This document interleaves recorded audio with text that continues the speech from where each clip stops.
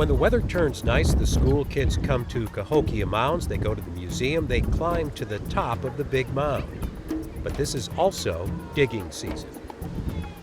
Nearly every year, you'll find archaeologists seeking to add to our knowledge of the once great city that was gone by the time European explorers arrived.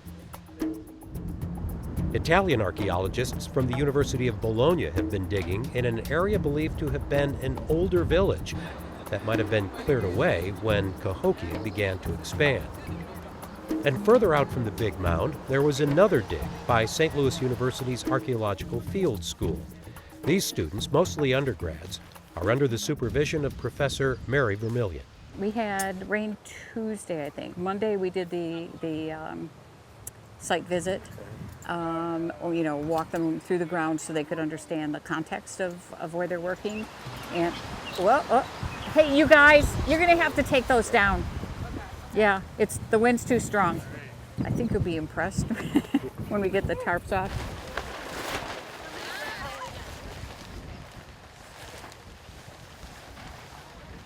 Let's go to 34 centimeters. They believe this area was on the edge of the thriving city of Cahokia. And if you wonder how they know where to dig, they start out by sticking electric probes throughout the area to test what's called resistivity. The results show areas where very possibly the earth was disturbed, even if it was 1,000 years ago. The soils are going to resist that electrical charge in different ways. All of these that we've tested all of those. Every one of them has produced a feature. Given the number of structures we found so far, it might be a village area. This seems to be a plaza based on the resistivity testing. There's not much disturbance out there. You're going to need to file that. File this? Yep. One of the most exciting discoveries came last summer, when the students uncovered evidence of a circular sweat lodge. And on itself, you can see areas of burnt clay and charcoal throughout it. This would be a ceremony. Much of what they're finding here indicates this was a craft specialization area. There were workshops, perhaps where decorative items were being made for the elite. But the student archaeologists are not likely to find any fancy jewelry here, just a lot of flakes of chert. You get a piece of chert? Scraps the workers left behind. And you can see where the flakes have been driven off of it.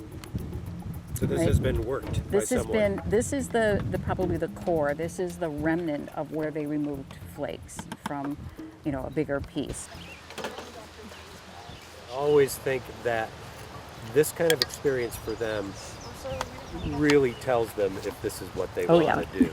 Because it seems exciting maybe going into it, but this is a tedious, careful process that moves incredibly slowly, I would imagine. Yes, most of the time, very few instances where somebody's out here and they just really don't want to be here. But most of the time, I think part of it is a kind of group thing. They become a real unit. I don't allow music, I don't allow earphones, I don't allow telephone conversations, nothing. They're here to do the work. This is a research project, so they're here to learn to be trained properly, but to get the research done appropriately.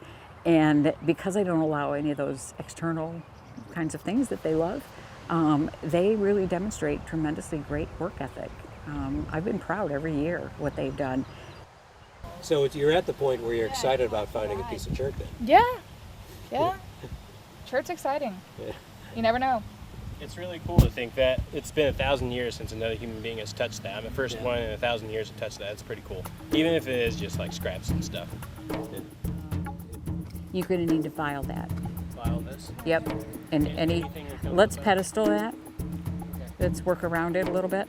This is my first time on the dig, and it's a lot of fun so far. What are you thinking at this point? I think I want to continue this right now. I can see this as a possible career for my future. As digging in dirt, I've been doing it since I was a kid, so it's fun. They will fill in these pits and take the artifacts to the lab for washing and analysis. Dr. Vermillion's already planning for next year. 9 more structures have been identified that she'd really like to dig into. And that's just in this little corner of the ancient metropolis. So if any of these students follow in her footsteps, there will be plenty to do for them and for many more generations. given that only 1% of the site's ever been excavated, we're not going to ever get done. Yeah, talk about job security, right?